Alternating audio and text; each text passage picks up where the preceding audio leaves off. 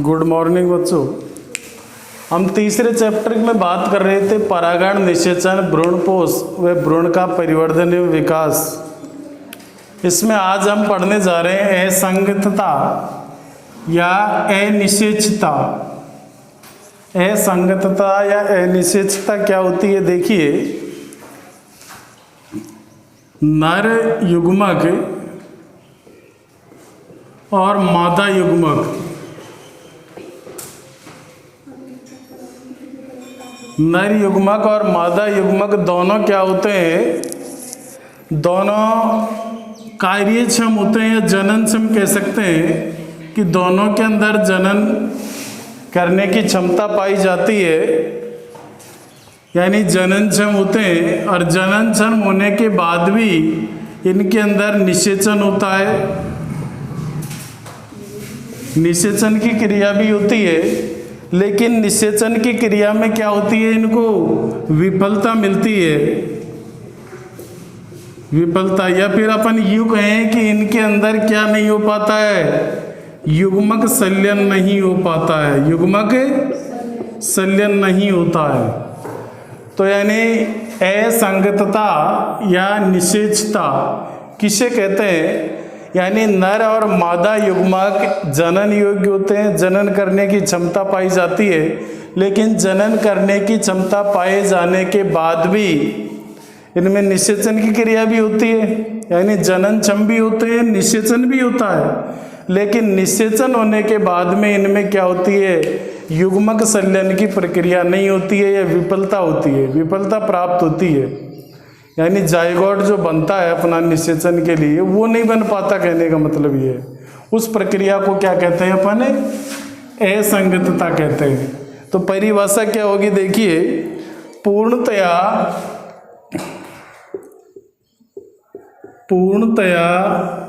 जनन योग्य, पूर्णतया जनन योग्य या जननक्षम,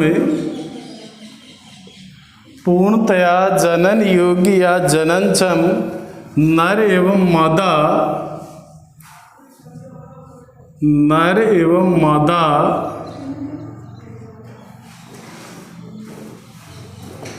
नर एवं मादा युग्मकों के मध्य, युग्मकों के मध्य निषेचन में विफलता,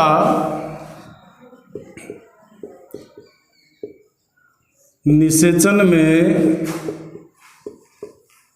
विफलता को असंगतता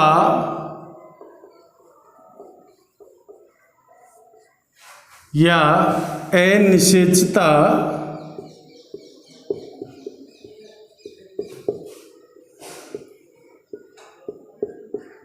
कहते हैं।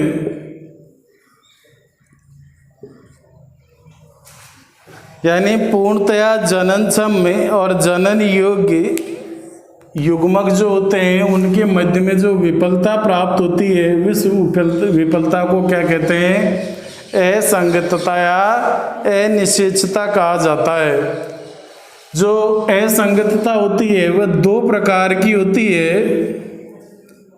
यह दो प्रकार की होती है, दो प्रकार की होती है। पहला होता है अंतरजातीय, अंतरजातीय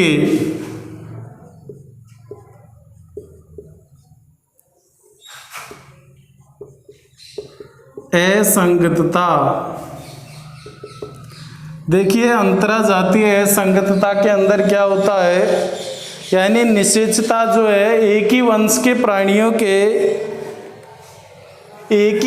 प्राणियों के मध्य में होती है, लेकिन उनकी जातियां क्या होती हैं? भिन्न होती है। यानी जो अंतरजातीय के अंदर जो उनके वंश हैं वो वंश तो क्या होंगे? एक ही होंगे, लेकिन जाति क्या होगी? अंतरजाति का मतलब जाति कैसी होगी? भिन्न होगी। यानी वंश तो कैसे होंगे, समान होंगे। वंश तो क्या होंगे, समान, लेकिन जाति क्या होगी, भिन्न होगी, असमान। जाति कैसी होगी, असमान होगी। यानी असंगतता या जनन की ऐसी विधि जिसमें वंश तो कैसे हो, समान हो, और जाति कैसी हो, असमान हो, उस प्रकार के जनन को क्या कहेंगे, असंगतता या अंतरा जातीय असंगतता कहेंगे। अब देखिए कैसे होंगे, जैसे आपने देखा होगा ब्रेसिका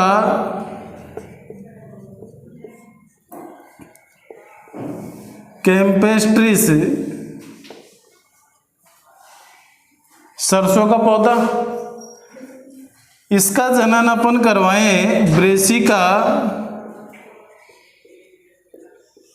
रापा के साथ में, जो राय कहते हैं ना वो, ये सरसों ये राय, तो यानी इनके वंश तो दोनों के क्या है, ब्रेसिका समान है, लेकिन जाति दोनों की क्या है, भिन्न है। इस प्रकार की जो जातियां हैं जिनके अंदर जातियां भिन्न हो, वंश क्या हो, समान हो, उनके मध्य में जो जनन निषेचन की प्रक्रिया होती है उसको क्या कहते हैं, अंतराजातीय असंगतता।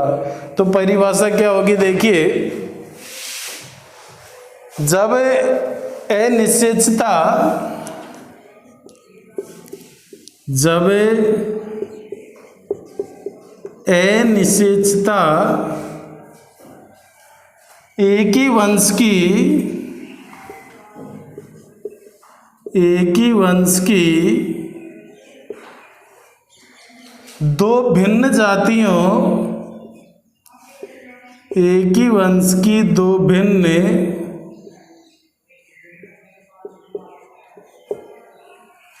जातियों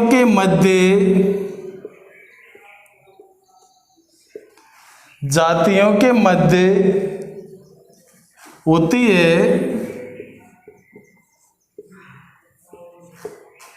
तो इसे क्या कहेंगे, अंतराजातीय अनिश्चितता। तो इसे अंतराजातीय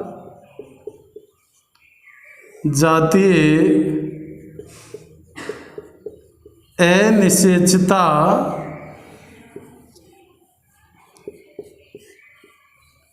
कहते हैं। और ये इसका क्या हो जाएगा, एग्जाम्पल हो जाएगा ब्रेसिका कैम्पेस्ट्रिस और ब्रेसिका रापा।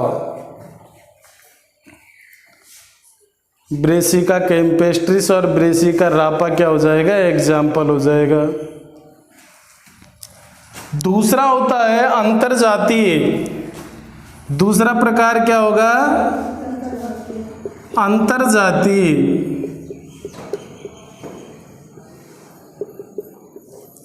ये तो था अंतरजातीय, ये क्या होगा, अंतरजातीय होगा। यानी एक ही जाति के सदस्यों के बीच, इसमें वंश तो एक ही वंश थे लेकिन जाति कैसी थी, भिन्न थी। अंतरजातीय में क्या आएगा, थोड़ा सा अंतर, अंतरजातीय और अंतरजातीय।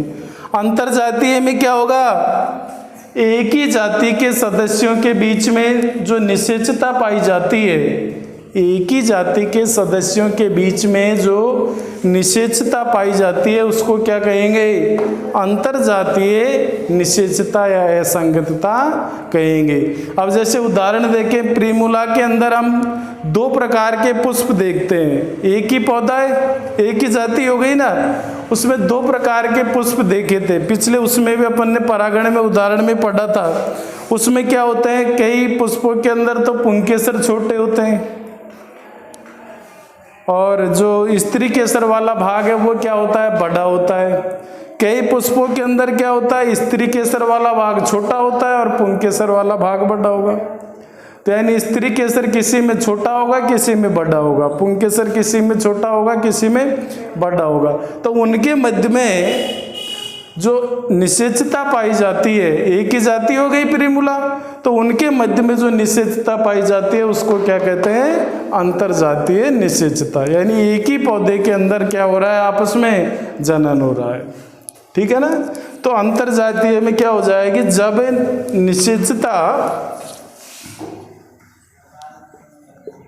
जब निषेचता एक ही जाति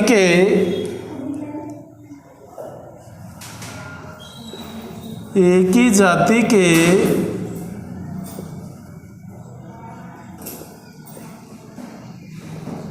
सदस्यों के मध्य पाई जाती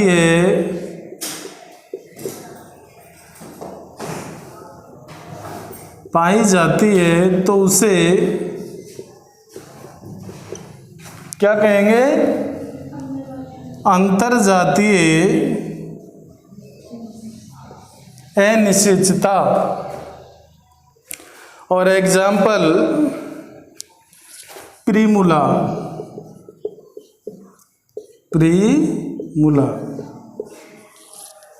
इसको क्या होता है? स्वबंधता भी कहा जाता है। तो अंतरजातीय वो लिख रहे थे, इसके बाद में लिख लेना इसे स्वबंधता भी कहा जाता है।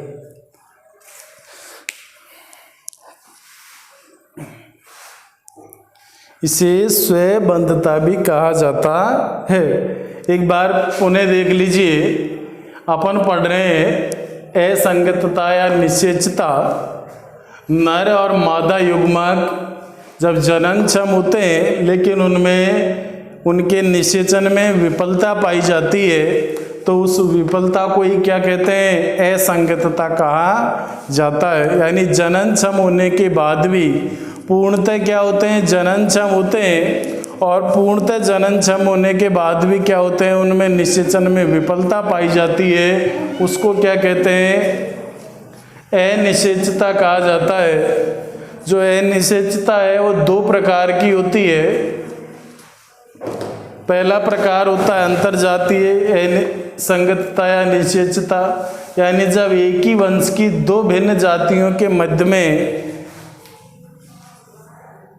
जो असंगतता पाई जाती है उसको क्या कहते हैं? अंतरजातीय निषेचता।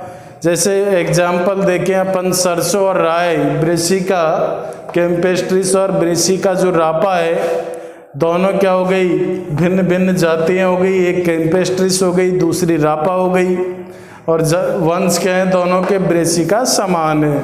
दूसरा होता है अंतरजातीय, यानी जब निषेचन एक ही जाति के सदस्यों के बीच में होता है तो उसको क्या कहते हैं? अंतरजातीय अनिश्चितता कहा जाता है। इसे स्वबंधता भी कहा जाता है, यानी जाति के अंदर ही होता है, और जाति के अंदर ही क्या होता है? स्वबंधन पाया जाता है। बाधा उत्पन्न होती है कहीं न कहीं निषेचन के अंदर। क्या कारण है बाधा उत्पन्न होने का? क्योंकि इनमें क्या कई बार स्त्री केसर क्या होते हैं? पुंकेसर की तुलना में लंबे होते हैं, और लंबे होंगे तो जो परागकण है वो जायांग तक, स्त्री केसर तक नहीं पहुंच पाते हैं, जिससे क्या होती है? जनन में, निषेचन में विफलता देखी जाती है। इसके अंदर देखें अपन अलग अलग प्रकार के पौधे हैं। जैसे मान लीजिए कोई गुड़हल का पौधा है,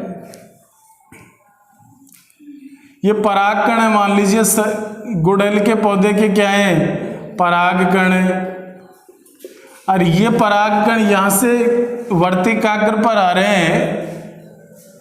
वर्तिकाग्र मान लीजिए सरसों की है, तो जो परागकण यहाँ आएंगे वर्तिकाग्र पर, तो निषेचन क्या होगा? होगा क्या? निषेचन नहीं होगा ना। यानी इनके अंदर है, दोनों जननक्षम है, परागकण भी इसके अंदर पाए जा रहे हैं। इसके अंदर सरसों है तो सरसों के अंदर भी वर्तिकाग्र है। सब कुछ वाक्य है स्पष्ट रूप से पाए जा रहे हैं, लेकिन फिर भी इनमें क्या है? जनन के दौरान ये विफलता प्राप्त करते हैं।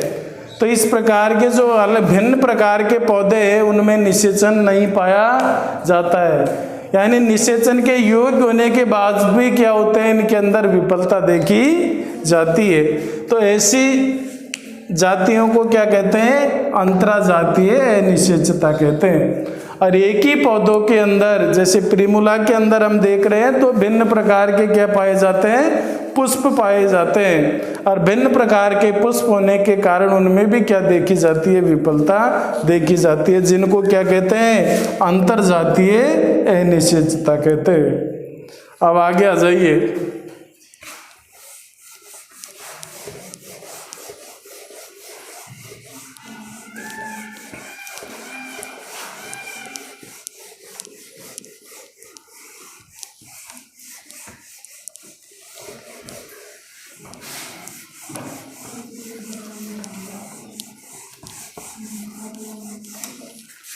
अगला बिंदु अपना पराग स्त्री केसर,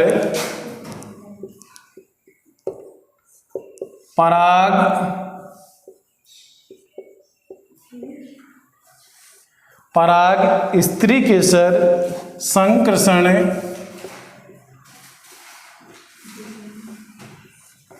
या पारस्परिक क्रिया।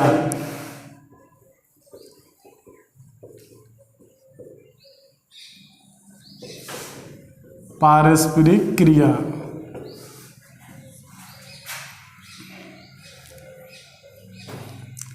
देखिए, पराग स्त्री केसर संकर्षण या पारस्परिक क्रिया यानी पराग कण जो है और स्त्री केसर दोनों के मध्य में जो संघर्ष होता है, इनसे क्या होगा, असंगतता उत्पन्न होगी। क्या उत्पन्न होगी? असंगतता, यानी पराग कणों के मध्य में और स्त्री केसर के मध्य में जो आपस में पारस्परिक क्रिया होती है। जैसे अभी एग्जाम्पल बताया अपन ने, ये पराग कण है किसी पौधे के, क्या है, पराग कण है, यहाँ ये अपना जायांग वाला भाग बना हुआ है, ये जायांग है, तो यहाँ से जो पराग कण है यहाँ पर आएंगे वर्तिकाग्र पर। पौधे क्या है, ये मान लीजिए गुड़हल का पौधा है, ये किसका पौधा, सरसों का पौधा है। तो इनके दौरान क्या हो गए, परागकण स्पष्ट रूप से पाए जाते हैं, पूर्ण जनन क्षम होते हैं। स्त्री केसर भी क्या होता है, पूर्ण जनन योग्य होता है, लेकिन फिर भी इनमें क्या नहीं हो पाता, निषेचन नहीं हो पाता। तो ये विफलता होती है, इसको अपन असंगतता कहते हैं। तो यानी पराग कणों के मध्य में और स्त्री केसर के मध्य में जो आपस में क्रिया हो रही है, पारस्परिक क्रिया, इनमें विफलता, यानी कहने का मतलब ये है कि पराग और स्त्री केसर में जो संकर्षण होता है, आपस में जो पारस्परिक क्रियाएं होती हैं, किसके दौरान होती है, असंगतता के दौरान होती है। तो इनके अंदर क्या पाई जाती है, असंगतता पाई जाती है। यदि अपन देखें, यदि जो अनिश्चितता है, यदि अनिश्चितता होती है, यदि अनिश्चितता,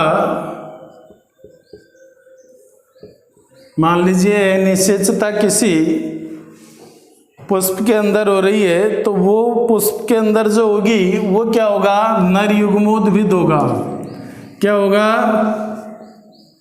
नर युग्मोद्भिद, नर युग्मोद्भिद होता है। यानी जो परागकण है, असंगतता हम देख रहे हैं, असंगतता जो है उसको कौन निर्धारित करता है, नर युग्मोद्भिद निर्धारित करता है। नर युग्मोद्भिद अनिश्चितता को क्या करता है, निर्धारित करता है। इसके बाद में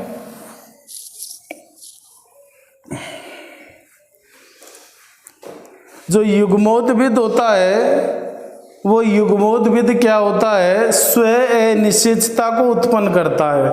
नर युग्मोद्भिद क्या करता है, नर युग्मोद्भिद ये क्या करता है, स्व निषेचता, स्व निषेचता को क्या करता है, ये उत्पन्न करता है। या स्व, उन्हें देखिए एक बार, पराग स्त्री केसर संकर्षण पढ़ रहे हैं पर, पराग स्त्री केसर जो संकर्षण होता है, पारस्परिक क्रिया होती है, किसके द्वारा होती है, असंगतता के द्वारा होती है। असंगतता है या अनिश्चितता जो है वो किसके द्वारा उत्पन्न होती है? नर युग्मोद्भिद के द्वारा उत्पन्न होती है, यानी नर युग्मक के द्वारा उत्पन्न होती है। और नर युग्मक क्या होता है? स्वनिश्चितता व्यक्त उत्पन्न करता है। जो नर युग्मक है स्वनिश्चितता क्या करता है? उत्पन्न करता है। स्वनिश्चितता का मतलब क्या है? स्वतः निषेचन की होने वाली जो प्रक्रिया है वो। इसके बाद में क्या होता है? एक बीजाणुद्भिद होता है। मान लीजिए नर युग्मक के द्वारा नहीं हो और ये किसके द्वारा हो? बीजाणुद्भिद के द्वारा हो। यदि बीजाणुद्भिद के द्वारा हो रही है, बीजाणुद्भिद मान लीजिए नर युग्मक के द्वारा न होकर के किसके द्वारा हो रही है? बीजाणुद्भिद के द्वारा होती है। तो बीजाणुद्भिद जो होता है, बीजाणुद्भिद भी क्या होगा? ये क्या करेगा? बीजाणुद्भिद स्वनिषेचता उत्पन्न करेगा। बीजाणुद्भिद क्या करेगा? स्वनिषेचता, यानी अनिश्चितता होगी, आपस में इनमें संकर्षण होगा, संकर्षण से असंगतता उत्पन्न होगी। संकर्षण से क्या होगी? असंगतता उत्पन्न होगी। और असंगतता के दौरान यदि निश्चितता हो रही है इनके अंदर और नर युग्मोद्भिद के द्वारा वो हो रही है, यानी असंगतता या अनिश्चितता यदि नर युग्मोद्भिद के द्वारा उत्पन्न हो रही है तो उसको तो क्या कहेंगे? नर युग्मोद्भिद स्वनिश्चितता कहेंगे। क्या कहेंगे? नर युग्मोद्भिद स्वनिश्चितता, यानी नर युग्मोद्भिद के द्वारा उत्पन्न हो रही है या युग्मोद्भिद के द्वारा उत्पन्न हो रही है।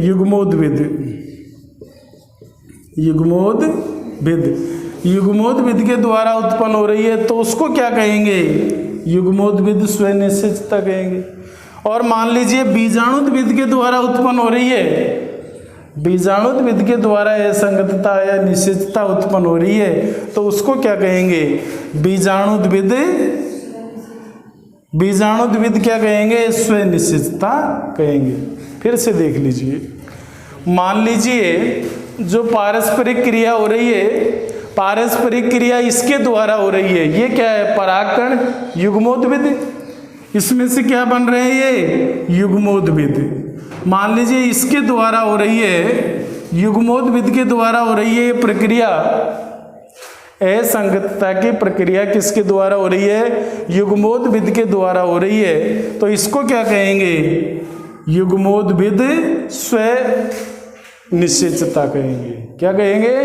युग्मोद्भिद स्वनिश्चितता या नर युग्मोद्भिद स्वनिश्चितता कहेंगे। और मान लीजिए बीजाणुद्भिद के द्वारा हो रही है, कहाँ पाए जाएंगे बीजाणु? यहां पर होंगे।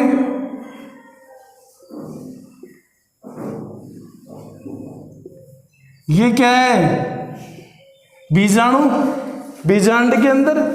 यदि इसके द्वारा उत्पन्न हो रही है अनिश्चितता, किसके द्वारा? बीजाणुद्भिद के द्वारा असंगतता या निश्चितता उत्पन्न हो रही है तो उसको क्या कहेंगे? बीजाणुद्भिद स्वनिश्चितता कहेंगे। ठीक है ना? तो देखिए, पराग स्त्री केसर संकर्षण, पराग स्त्री केसर संकर्षण के दौरान क्या होती है? असंगतता उत्पन्न होती है। इसको अपन दो प्रकार से देख सकते हैं। यदि नर युग्मोद्भिद के द्वारा हो रही है तो उसको क्या कहेंगे? युग्मोद्भिद स्वनिश्चितता। और यदि बीजाणुद्भिद के द्वारा हो रही है तो उसको क्या कहेंगे? बीजाणुद्भिद स्वनिश्चितता कहेंगे। ठीक है ना? आगे देखिए, पादपों में स्व अनिश्चितता के क्या क्या परिणाम देखे जा सकते हैं। पादपों के अंदर, पादपों में स्व अनिश्चितता के परिणाम, पादपों के अंदर स्व अनिश्चितता के अंदर क्या क्या परिणाम दिखाई दे सकते हैं। देखिए, सबसे पहला जो होगा, सबसे पहला क्या होगा? जो परागकण है हमारे, परागकण कहाँ पर जाते हैं? स्त्री केसर पर जाते हैं। स्त्री केसर पर जाने के बाद में क्या होते हैं? परागकणों के अंदर कुछ चिपचिपा पदार्थ होता है। और वो चिपचिपा पदार्थ कहाँ स्त्री के सिर पर चिपक जाता है। और यहाँ आने के बाद में सबसे पहला कार्य क्या होता है, पराग कण का अंकुरण होता है। और पराग कण का अंकुरण होने के बाद में इसके अंदर प्रवेश करेगा। जैसे प्रवेश करता है पराग कण का सबसे पहले अंकुरण होता है, और अंकुरण होने के बाद में क्या होता है, वो इसके अंदर प्रवेश करता है। तो यानी असंगतता पर पाई जा रही है तो पराग कणों का अंकुरण ही नहीं होगा। यदि अपन ये संकर्षण पढ़ रहे हैं दोनों के मध्य में, पादपों के अंदर स्वनिश्चितता का जो परिणाम होगा, स्वनिश्चितता जो असंगतता पाई जाएगी, उसका पहला परिणाम क्या होगा, पराग कणों का अंकुरण ही नहीं होगा। तो पहला परिणाम क्या होगा, पराग कणों का अंकुरण नहीं होगा। पराग कणों का अंकुरण नहीं होगा। तो पहली विफलता हो गई। मान लीजिए किसी प्रकार से पराग कणों का अंकुरण हो गया, किसी कारण से क्या हो गया, पराग कणों का अंकुरण नहीं हो गया, हो गया तो पराग नलिका के अंदर वृद्धि नहीं होगी। पराग कणों का मान लीजिए अंकुरण हो भी गया किसी कारण से, तो पराग नलिका जो बनेगी, क्योंकि निषेचन के लिए पराग नलिका बन करके कहाँ तक आएगी, यहाँ तक आएगी, भ्रूणकोश तक। तो यहाँ से जो पराग नलिका है उसके अंदर क्या नहीं होगी, वृद्धि होगी। यदि पराग कणों का, तो दूसरा कारण क्या हो गया, यदि पराग कणों का अंकुरण हो गया तो पराग नलिका की वृद्धि नहीं होगी। तो दूसरा कारण क्या हो गया, यदि पराग कणों का अंकुरण हो भी गया तो पराग नलिका की, तो पराग नलिका की वृद्धि नहीं होगी।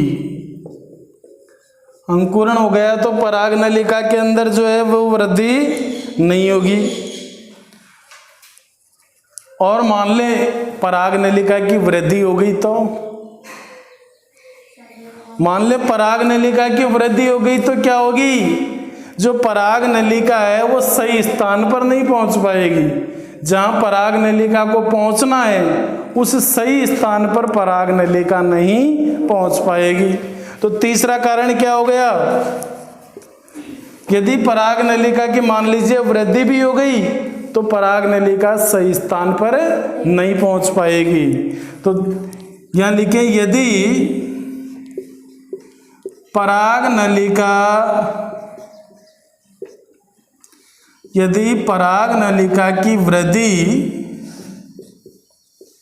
हो गई तो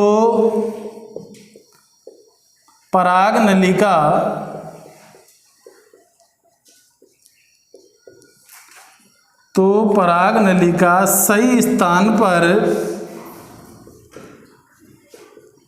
सही स्थान पर नहीं पहुंच पाएगी, नहीं पहुंच पाएगी।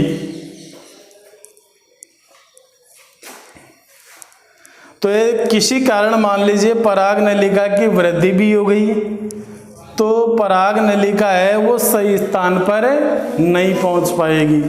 और मान लें सही स्थान पर पहुंच गई तो मान लीजिए यहाँ से पराग नलिका का विकास हो गया, पराग नलिका का क्या हो गया, विकास हो गया, और पराग नलिका प्रवेश कर गई सही स्थान का मतलब तो ये प्यालनुमा भाग होता है इसका, स्त्री केसर का, तो इस नलीनुमा भाग में आएगी, यहीं तो होगा सही स्थान। मान लीजिए इस नलीनुमा भाग में नहीं आ रही है और पराग नलिका वृद्धि करके इधर आ गई तो विकास नहीं होगा ना उसका। लेकिन मान लीजिए यदि उसने सही राह पकड़ ली और सही स्थान पर आ गई, सही स्थान पर कहाँ आ गई, वर्तिका में आ गई, सही स्थान पर कहाँ गई, वर्तिका में आ गई। तो मान लीजिए पराग नलिका की वृद्धि हो गई, उसने सही स्थान ग्रहण कर लिया। तो सही स्थान ग्रहण कर लिया तो वर्तिका में आकर के क्या होगी, वो फट जाएगी। पराग नलिका वर्तिका में आकर के क्या होगी, फट जाएगी। तो मान लीजिए सही स्थान पर भी पहुंच गई तो वर्तिका में आकर के क्या होगी, फट जाएगी। तो अगला कारण क्या हो जाएगा, मान ले पराग नलिका सही स्थान पर पहुंच भी गई तो वर्तिका में जाकर के फट जाएगी या वर्तिका में आकर फट जाएगी। यदि पराग नलिका की यदि पराग नलिका सही स्थान पर यदि पराग नलिका सही स्थान पर पहुंच भी गई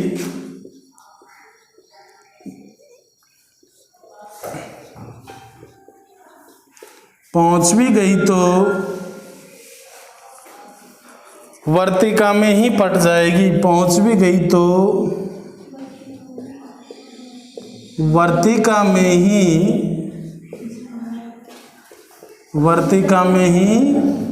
फट जाएगी। वर्तिका में ही फट जाएगी।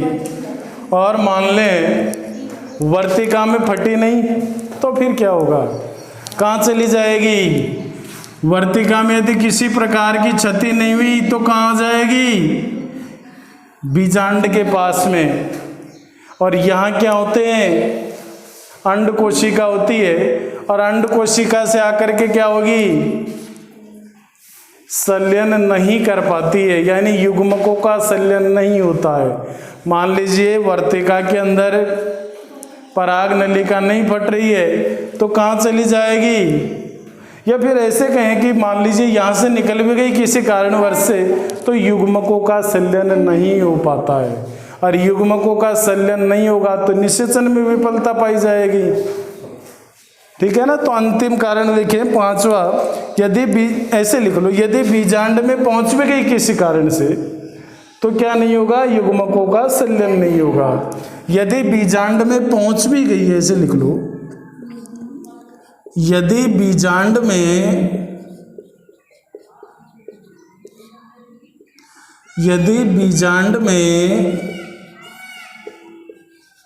पहुंच भी गई तो पराग कणों पहुंच भी गई तो युग्मकों का संलयन, ऐसे लिख लो, पहुंच भी गई तो युग्मकों का संलयन नहीं होगा या नहीं होता है।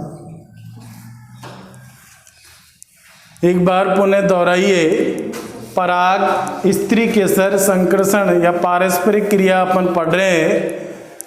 पराग स्त्री केसर पारस्परिक क्रिया के दौरान असंगतता उत्पन्न होती है।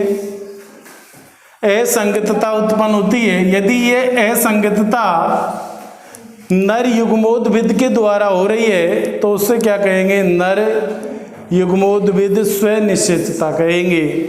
और यदि बीजाणुद्भिद के द्वारा हो रही है तो बीजाणुद्भिद स्वनिषेचता कहेंगे।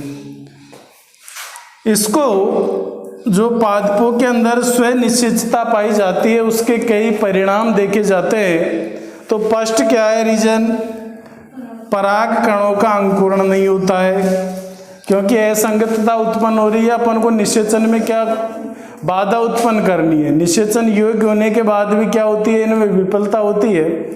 तो पहला कारण क्या होता है, पराग कणों का अंकुरण ही नहीं होगा। मान ले किसी कारणवश पराग कणों का अंकुरण हो भी गया, पराग कणों का अंकुरण हो भी गया तो पराग नलिका के अंदर वृद्धि नहीं होगी, पराग नलिका में वृद्धि नहीं होगी। मान ले पराग नलिका के अंदर हो भी गई वृद्धि तो पराग नलिका जो है वो सही स्थान पर नहीं पहुंच पाएगी, पराग नलिका सही स्थान पर नहीं पहुंच पाएगी। सही स्थान का मतलब है, मान लीजिए यहाँ से जो वर्तिका है, अपना वर्तिकाग्र वाला भाग है स्त्री, तो इसमें क्या होता है, पराग नलिका यहाँ आकर के बनेगी तो ये सही स्थान का मतलब है इसके अंदर आनी चाहिए, किसके, वर्तिका के अंदर।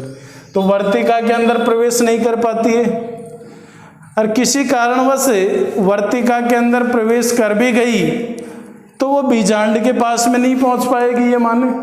और बीजांड के पास मान लीजिए पहुंच भी गई तो युग्मकों का संलयन नहीं हो पाता है।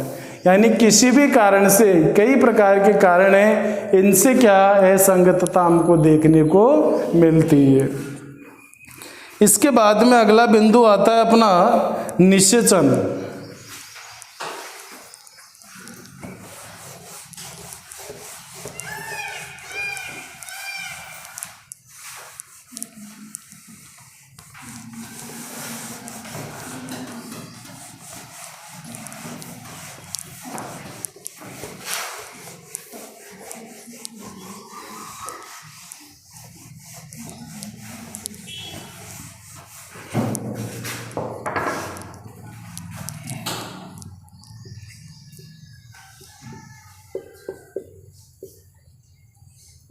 निषेचन किसे कहते हैं? निषेचन, अभी तक तो अपन असंगतता पढ़ रहे थे। असंगतता में तो क्या था, नर युग्मक और मादा युग्मक दोनों मिल नहीं रहे थे, मिलने के लिए योग्य तो थे लेकिन किसी कारणवश से मिल नहीं रहे थे, उसको तो अपन ने क्या कह दिया, असंगतता कह दिया।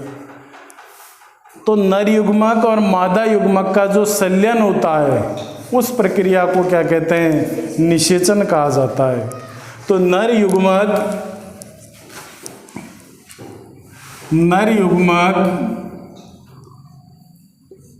एवं मादा युग्मक,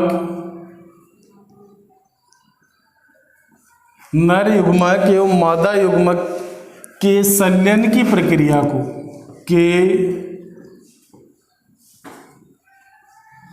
संलयन की प्रक्रिया को निषेचन कहते हैं। प्रक्रिया को निषेचन कहते हैं। यानी नर युग्मक और मादा युग्मक के संलयन की प्रक्रिया है, उसको क्या कहते हैं, निषेचन कहते हैं। निषेचन जो शब्द है वो सबसे पहले स्ट्रासबर्गर नाम का वैज्ञानिक था। यानी निषेचन शब्द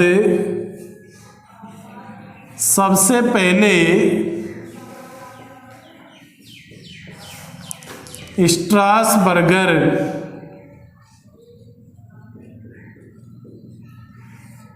स्ट्रासबर्गर नामक वैज्ञानिक ने दिया। कब दिया, 1884 में दिया। और किस में दिया, लीलियम पादप में दिया। लीलियम पादप के अंदर सबसे पहले निषेचन शब्द का प्रयोग 1884 के अंदर किसने किया, स्ट्रासबर्गर ने किया। निषेचन के बाद में आता है परागकणों का अंकुरण। ये परिभाषा हो गई निषेचन की, कि नर और मादा युग्मक के संलयन की जो प्रक्रिया है उसको निषेचन कहते हैं। सबसे पहले निषेचन के बारे में स्ट्रासबर्गर ने बताया। कब बताया, 1884 में बताया। किस पौधे पर, लीलियम पौधे पर प्रयोग करके। इसके बाद में आता है परागकणों का अंकुरण।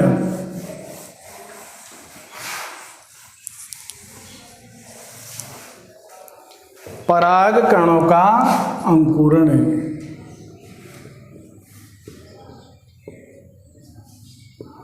परागकणों का अंकुरण, देखिए परागकणों का अंकुरण किस प्रकार से होगा, ये मान लीजिए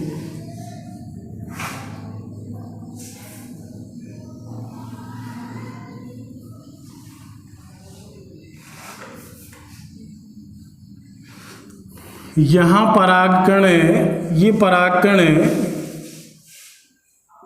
यहाँ परागकण आएंगे वर्तिकाग्र पर,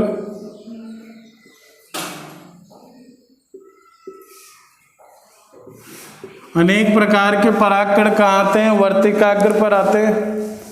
ये अनेक सारे परागकण मैंने बनाए हुए हैं। वर्तिकाग्र पर आने के बाद में क्या होगा? देखिए, यहाँ परागकणों का अंकुरण होता है।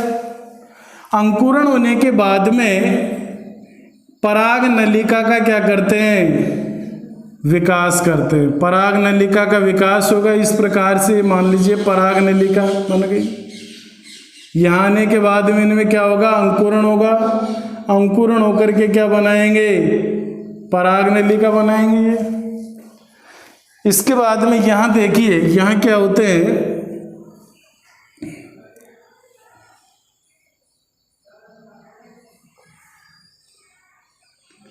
यहाँ अपना भ्रूण कोश होगा, ऊपर प्रतिमुखी कोशिकाएं,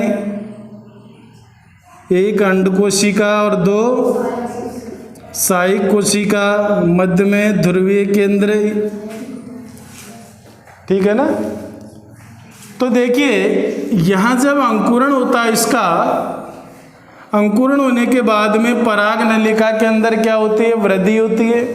और वर्तिका में होती हुई जो पराग नलिका है कहाँ आ जाती है?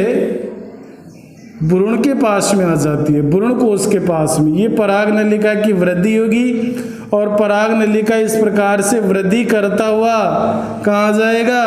बीजांड के अंदर, भ्रूणपोष में। कहाँ जाएगा? भ्रूणपोष में।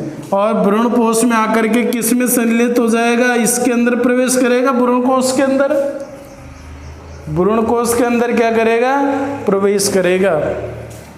और भ्रूणकोश में प्रवेश करने के बाद में ये जो अंड कोशिका है, 2 तो सहायक कोशिकाएं और एक क्या? अंड कोशिका। सहायक कोशिका तो नष्ट हो जाती है जैसे ये प्रवेश करेगा। प्रवेश करने पर यहाँ से क्या होते हैं? 2 नर युग्मक निकलते हैं। 2 क्या निकलते हैं? नर युग्मक निकलते हैं। तो एक नर युग्मक तो किससे प्रवेश कर जाता है? अंड कोशिका में प्रवेश कर जाता है। और दूसरा नर युग्मक कहाँ चले जाता है? द्वितीय केंद्रक के पास में चला जाता है।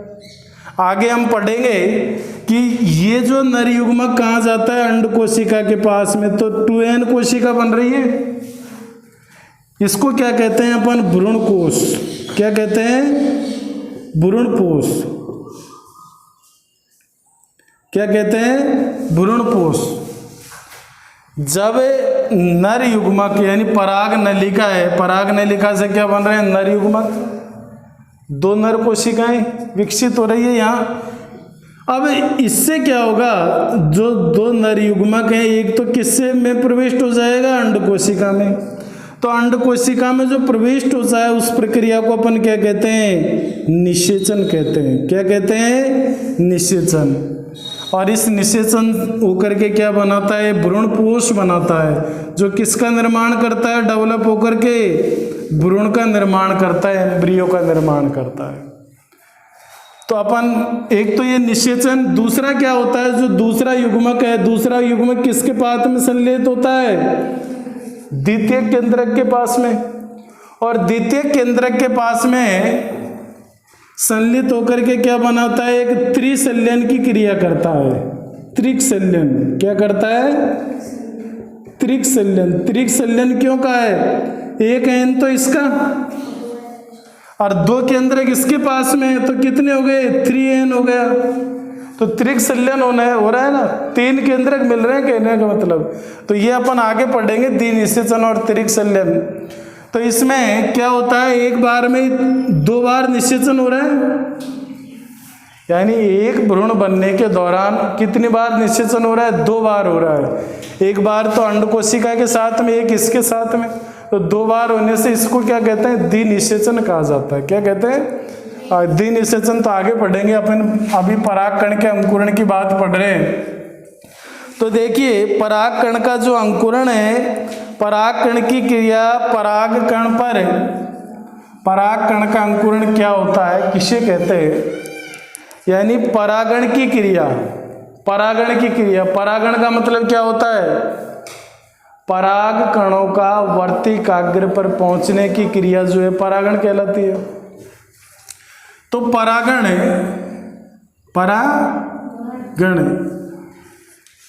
परागण क्रिया द्वारा परागण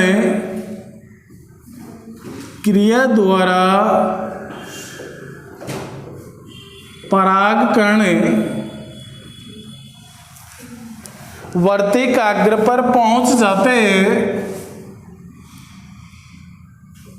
वर्तिकाग्र पर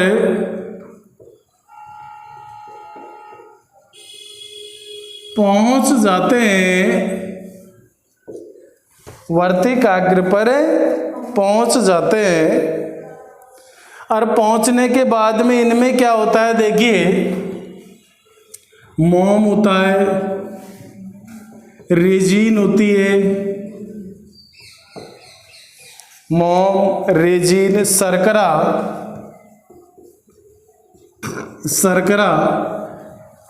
किन के अंदर होती है? पराग कणों पर होती है। किन पर होती है? यानी मोम जैसे पदार्थ होता है चिपचिपा सा, है ना, रेजिन भी चिकना पदार्थ है, एक शर्करा होती है। तो ये क्या करते हैं, इनको वर्तिकाग्र पर पहुंचने के बाद में शर्करा वगैरह इस पे चिपका लेते हैं। मोम, रेजिन, तो शर्करा वगैरह क्या होता है, इसमें पोषण प्रदान करने का कार्य करते हैं, जिससे हम परागकण क्या हो जाते हैं, वर्तिकाग्र पर जाकर के अंकुरित हो जाते हैं। क्या हो जाते हैं? अंकुरित हो जाते हैं। तो वर्तिकाग्र पर ये क्या करते हैं? वर्तिकाग्र पर ये क्या करते हैं? अंकुरण में, वर्तिकाग्र पर अंकुरण में सहायता करते हैं। अंकुरण में क्या करते हैं? सहायता करते हैं। परागण की क्रिया द्वारा परागकण कहाँ पहुंच जाते हैं? वर्तिकाग्र पर। पराग कणों में क्या होती है? मोम, रेजिन, शर्कराएं पाई जाती है, जिससे वर्तिकाग्र पर ये क्या हो जाते हैं? अंकुरित हो जाते हैं। अब अंकुरण के समय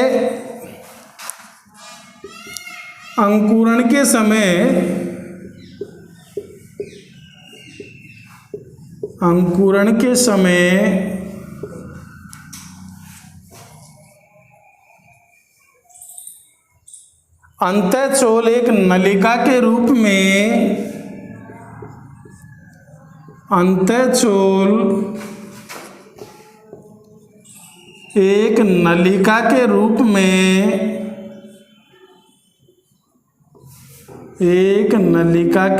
में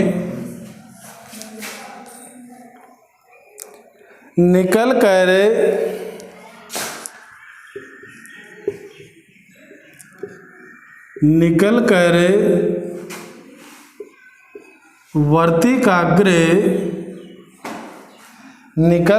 वर्तिकाग्र में प्रवेश करता है। वर्तिकाग्र में प्रवेश करता है।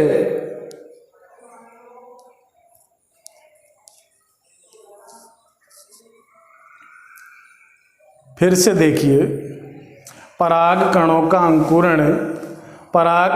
अंकुरण कौन सी क्रिया द्वारा होता है? परागण क्रिया द्वारा। परागण क्रिया द्वारा कहाँ पहुँच जाते हैं? परागकण वर्तिकाग्र पर पहुँच जाते हैं। पराग कणों के अंदर मोम, रेजिन, शर्कराएं पाई जाती हैं, जिससे वो क्या हो जाते हैं? वर्तिकाग्र पर अंकुरित हो जाते हैं। वर्तिकाग्र पर अंकुरित होने में क्या होते हैं? जब अंकुरण होता है तो पराग कणों का अंतःचोल, बाह्यचोल और अंतःचोल क्या करता है? एक नलिका के रूप में निकलता है। पराग कणों के अंदर जो अंतःचोल होता है, अंतःचोल से एक नलीनुमा संरचना निकलती है, और वो नलीनुमा संरचना निकल करके वर्तिकाग्र में क्या कर जाती है? प्रवेश कर जाती है। और नलीनुमा जो संरचना निकल रही है अंतःचोल से, वो किसमें? वर्तिकाग्र के अंदर क्या कर जाएगी? प्रवेश कर जाएगी। अब देखिए, अधिकांश पौधों के अंदर क्या होता है? अधिकांश जो परागकण होते हैं उनके अंदर एक नलिका निकलती है। अधिकांश परागकणों के अंदर क्या होता है, एक पराग नलिका निकलती है, जिसे एक सिरीय पराग नलिका कहा जाता है। क्या कहेंगे, या एक नलीय परागकण कहा जाता है। अधिकांश पौधों के अंदर एक पराग नलिका निकलती है, जिसे एक नलिकीय परागकण, एक नलिकीय परागकण कहते हैं। और कई पौधों के अंदर क्या होते हैं, अनेक सारी पराग नलिकाएं निकलती है। एक ही परागकण से अनेक सारी क्या निकलेगी, पराग नलिकाएं निकलती हैं, लेकिन उनमें से सभी पराग नलिकाएं क्या हो जाती है, नष्ट हो जाती है। केवल एक ही पराग नली बचती है, जो क्या करती है, वर्तिका में प्रवेश करके और आगे पहुंचती है। बाकी तो नष्ट हो जाती है, केवल एक ही पराग नली क्या होती है, सक्रिय रहती है। तो यहाँ अगले बिंदु के अंदर लिखिए, अधिकांश परागकणों में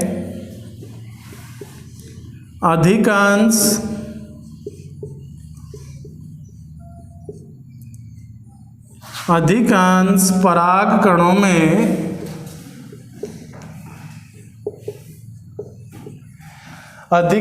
परागकणों में एक नलिका,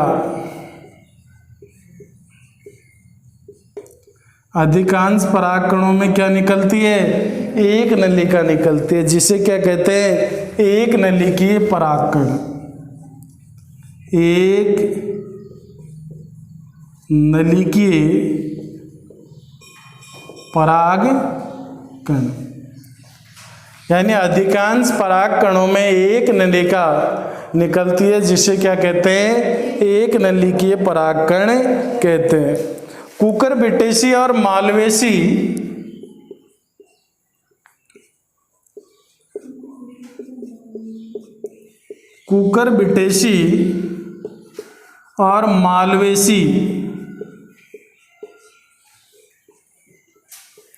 कुल के पादपों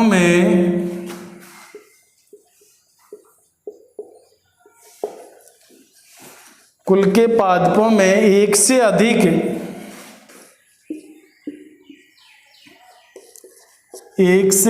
नलिका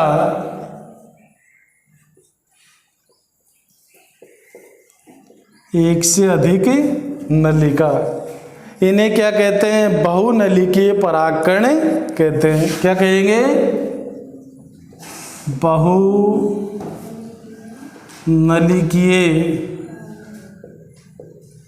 परागकण कहते हैं, बहुनलिकीय परागकण कहते हैं। लेकिन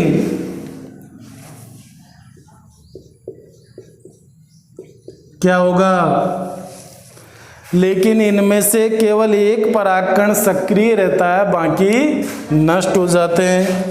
लेकिन इनमें से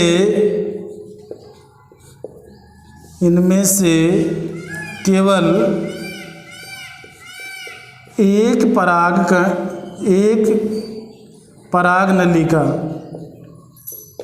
एक पराग नलिका सक्रिय रहती है,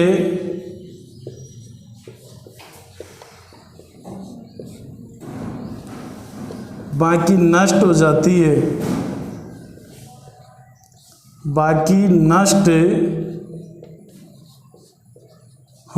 है, बाकी क्या हो जाएगी, नष्ट हो जाएगी। देखिए, पराग नलिका कितनी लंबी होगी, ये किस पर निर्धारित होता है कि पराग नलिका मान लीजिए किसी पौधे के अंदर छोटी है, किसी पुष्प के अंदर मान लीजिए लंबी है। जैसे गुड़ैल का पुष्प देखते हैं हम, गुड़ैल के पुष्प के अंदर काफी लंबी पराग वर्तिकाग्र होती है। गुड़ैल के पुष्प के अंदर काफी लंबी वर्तिकाग्र होती है ना, तो गुड़ैल के पुष्प में पराग नलिका कैसी होगी, लंबी होगी। सरसों का पुष्प छोटा होता है, सरसों के पुष्प के अंदर पराग नलिका कैसी होगी, छोटी होगी।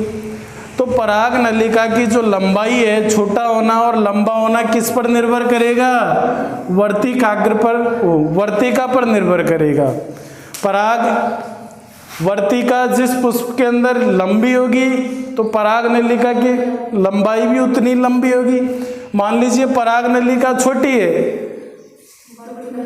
वर्तिका छोटी है तो पराग नलिका भी क्या होगी, छोटी होगी। तो किस पर निर्भर करेगी, वर्तिका पर निर्भर करेगी। मक्का का जो पुष्प होता है, मक्के के पुष्प के अंदर हम देखते हैं काफी बड़ा पुष्प होता है मक्के का, और मक्के के पुष्प के अंदर जो पराग नलिका है वो सर्वाधिक लंबी होती है। मक्के के पुष्प में पराग नलिका सर्वाधिक लंबी होती है और लगभग 450 mm कितनी होती है, 450 mm तक इसकी लंबाई पाई जाती है। किसमें, मक्का के अंदर। तो सर्वाधिक लंबी पराग नलिका किसमें होगी, मक्का में होगी। कितनी होगी, 450 mm के करीब होगी। और पराग नलिका की लंबाई किस पर निर्भर करती है, वर्तिका पर। तो लिख लें कि पराग नलिका की लंबाई वर्तिका पर निर्भर करती है। पराग नलिका की लंबाई, पराग नलिका की लंबाई वर्तिका पर निर्भर करती है, वर्तिका पर निर्भर करती है। और सर्वाधिक लंबी किसमें होगी, मक्का में होगी। कितनी होगी, लगभग 450 mm।